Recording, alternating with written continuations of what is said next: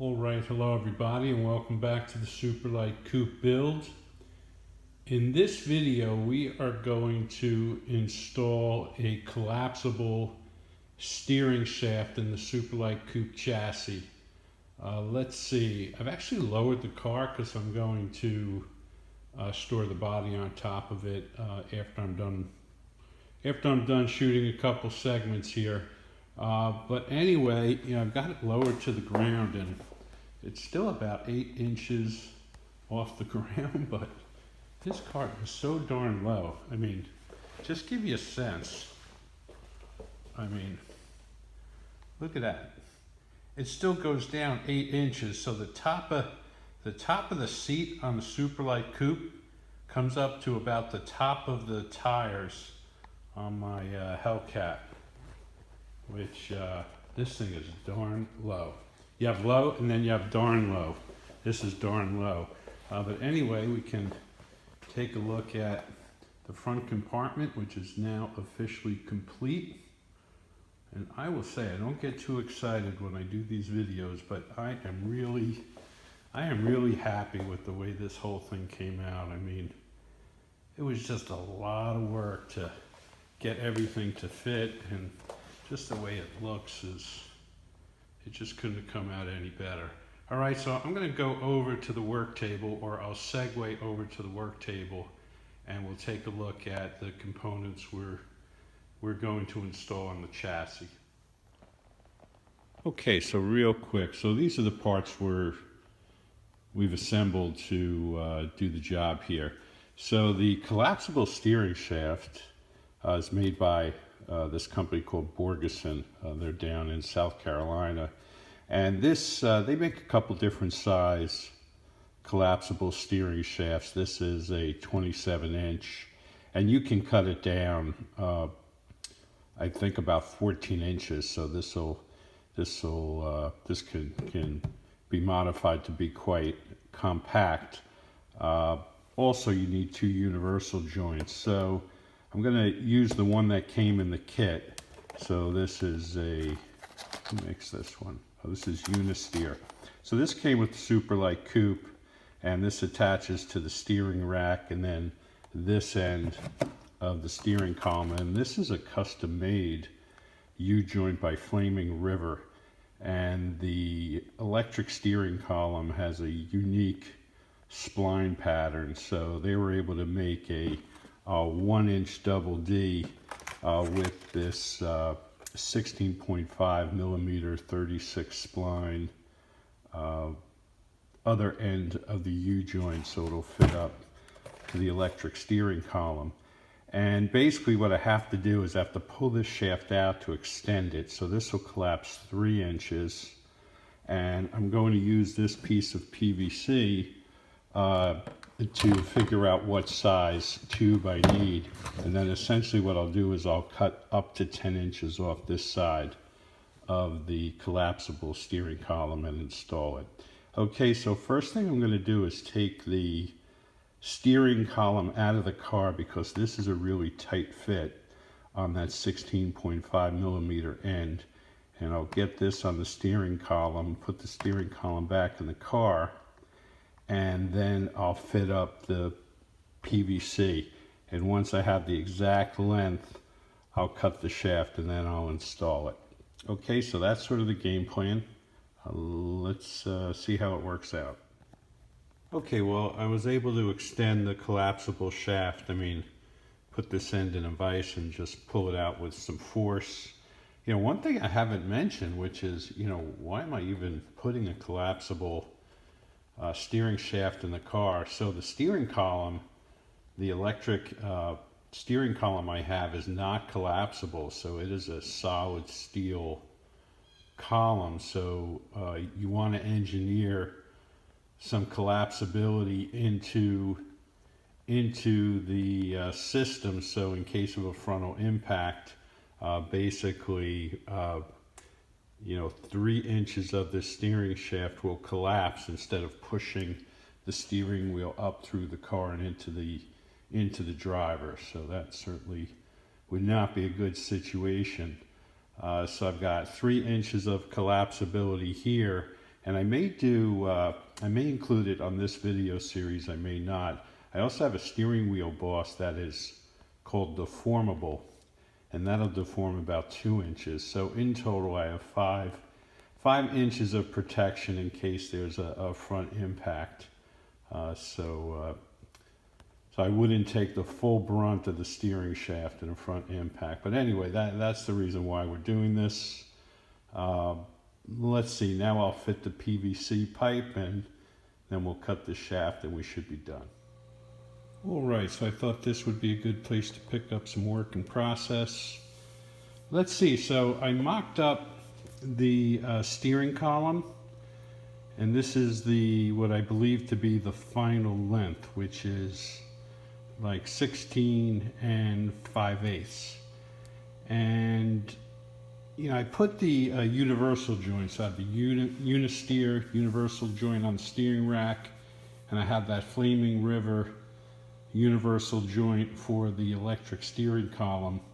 And I don't know what the story was, but I will tell you, I spent 5 hours trying to fit that U-joint on the back of the shaft of the steering column. Ultimately, I had to take these like micro files and file out the splines, and eventually I got it really close by hand, and then I used a wood block and tapped it in. And if I have to take that out, I'll have to like custom make a puller and pull that universal joint out. But I'm just hoping I never have to take that out. But yeah, I called the company that provided the steering, and they said no, it should slip right on. Another builder has the same setup, and his U-joint slipped right on. So what I thought was going to be 5 minutes literally was 5 hours. But you just can't get crazy. You just got to take a deep breath and take your time. And I sort of ran out of patience at the end in the last 1/4 inch to get that U-joint on the shaft. I sort of wailed on it a little bit, I'll be honest. But I used a wood block, so and that shaft is solid steel, so I wasn't hitting against bearings or anything like that. But anyway, I feel better. I got that off my chest. Let's see, let's talk a little bit about what we have here. So this is the math, or this is the calculus behind figuring out how long the shaft is or where I need to cut the shaft. So the instructions say you can cut up to 10 inches off the 1 inch side of the shaft. Then anything more than that, you have to cut in equidistance from this side and also this side. So this particular shaft, I'm going to need it to be 16.625 inches, and the steering column or the shaft is 27.25 inches. So I subtract those two, I've got to take 10.625 inches off the entire steering shaft. So if I cut 10 inches off this side, I've got 0.625 left, or 5/8 left. I divide that by 2 and I've got 0.3125. So what I did was I took 10 inches plus 0.3125 off here, and then if you can see this line, I took 0.3125 off here. And I always like to use a micrometer.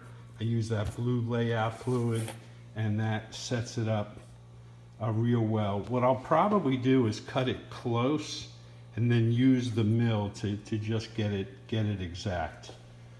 Okay, so anyway, there we have it. The next step is I'll cut that steering shaft up, and then we'll mount it on the car. Okay, well, we cut the shaft down to size and I test fitted it. This little section here, this is sort of sticking out into the U-joint. It's about 1/3 of an inch. So I'm going to double check these measurements, and then what I'll do is I'll trim 1/6 of an inch off of here, 1/6 of an inch off there, and we should be good to go. Okay, so this will be the next to last segment of the video, and I am done fabricating this part. Let's see, a couple comments.